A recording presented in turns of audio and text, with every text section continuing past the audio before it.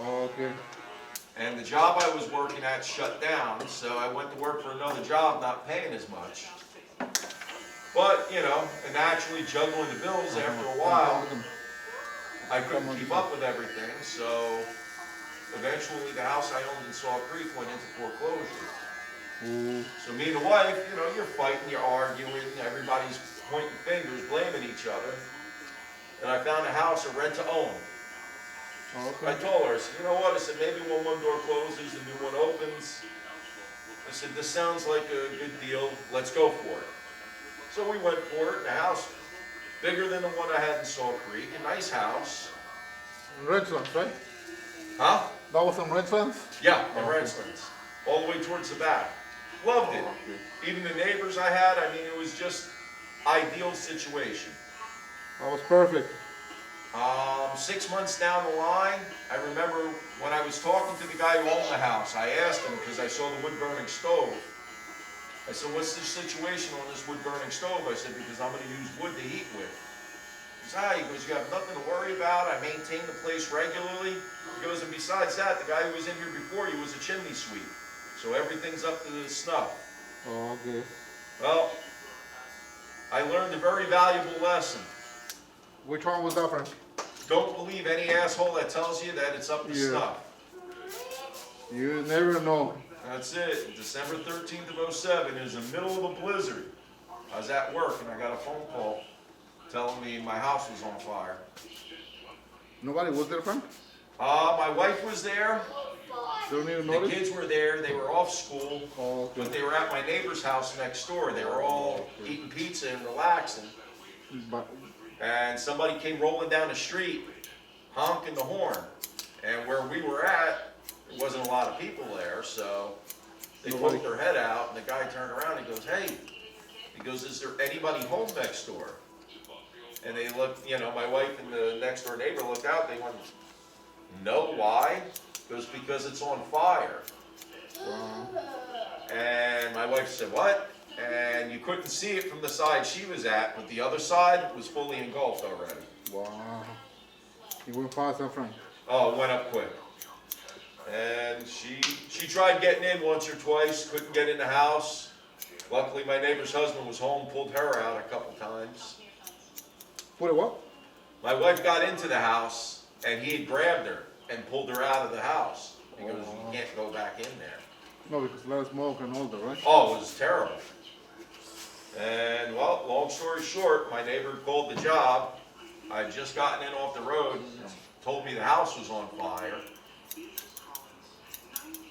By the time I got home, Yeah. it was burned to the ground. Crazy, huh? I had, as a matter of fact, at that point, she had her Jeep, I had my Jeep. I had taken her Jeep to work that day, because her Jeep had better tires on it than mine did. Mm-hmm. Stop moving, Mike. Stop. Michael, stop. And, you know, I left my Jeep at home. The Camaro was naturally, it was parked. And the heat from the fire had scorched my Jeep so bad, I'd never seen this done, but the windshield had separated. Wow. The windshield had separated, the whole driver's side of the Jeep, everything melted because of the heat from the plastic. he was close to the house. It was probably from here, yeah, from where you're at to the Mustang. Wow. And everything, just the handles, the caps, even the rubber on the tires all got dry rotted from the heat. All the moldings, all the rubber around the windows, everything melted. Wow, so I guess the heat was intense, huh? Oh, he was there. And my Camaro was parked probably, I'd say, from where you're at to the silver car there in the parking lot. And just the heat from that, it bubbled all the paint on the driver's side and all, but wasn't intense enough to melt the rubber, so. But I've had it parked ever since. So you never use it again, Frank. No, That's not a good feeling, right, Frank? I think it's one of the worst feelings when you lost. yeah, well, you know what it was, Gio? Again, it kind of, after all that had happened, I kind of just pushed it off to the back burner and said someday I'll get around to it again. Well, these two are at the age now where the convertible's cute, but they want to go in something that's got a little more pep to it. Oh, okay. You want to send me back the convertible? You gonna do that, Frank? You don't want that back. No, not yet. I was talking about my wife, remember? Yeah? I miss that car. I'll tell you what. But I told her, not for us now. We're not gonna put the kids Unfortunately, there. yeah. You're in the same situation I'm I in. told her, maybe in 30 years, when if we retire, maybe we can cruise them down. When the kids fly away. That's it. Well, that's even these guys now. They're at the age where they don't even want to go out driving around in it anymore. Why? Because the wind's too much on them. Oh, okay. It's like, yeah, okay. I take it out still. But that's a nice car, Frank. I love that car. Especially the way you clean it up, the way you fixing it. You know what? Like I told you, I had the branch come down and hit the one spot of the quarter panel. That wasn't my fault, Frank. It wasn't me, Frank. No, that wasn't you. But I want to see if I can find one of those guys that does like the, what is that, the paintless dent removal? And see if I can get them to take that dent out. Because it doesn't look like it's going to be a hard one to do. I just don't have the proper equipment to do it. What, babe? What's that? Marshmallow. Okay. But nah, that car there, I still enjoy taking it for a nice ride. You know what? It rides beautiful. It really good, right? does.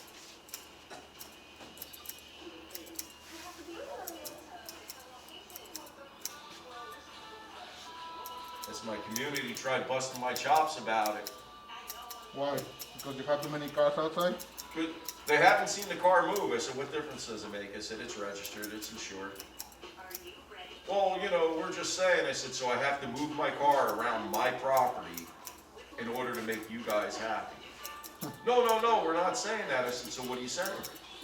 Well, the car hasn't moved. I said, what difference does it make? It's registered. I said, this is a big loop we're walking around in. I said, I'm going to keep answering the question the same way unless you have a different reason for busting my balls. Well, we're not busting your balls, and I don't know why you see it that way. I said, because you're talking to me about a car that meets all community standards. I said, so obviously you're busting my balls. Well, we're sorry you see it that way. I said, I'm sorry you're busting my balls. You keep going, say, you know? Listen. I guess you shouldn't say balls, I guess you should say eggs.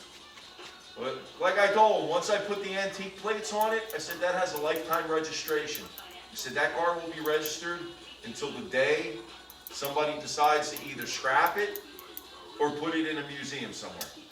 Oh, okay. I said, do yourselves a favor. I said, when it comes to that particular car, I said, you're going to lose a battle. I said, don't bother questioning me on whether or not it's registered. I said, because it's a lifetime registration.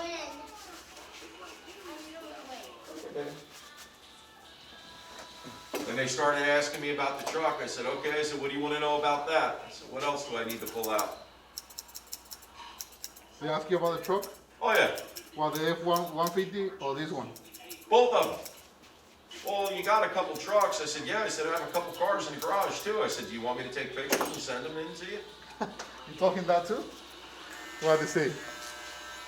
Well, there's no need to get hostile. I said, that's not hostility. I said, you seem to have an inventory. Well, they say no, you don't need to be hostile. I told him, I said, you guys are taking inventory, everything on my property. I figured you guys might want to see my pay stub too, so you know how much money we can spend each week on these vehicles.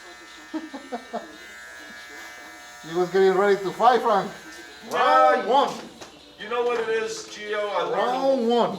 I learned a long time ago, you know, empty barrels make the most noise, and if they had anything on me, they wouldn't be talking. Give me 1 second.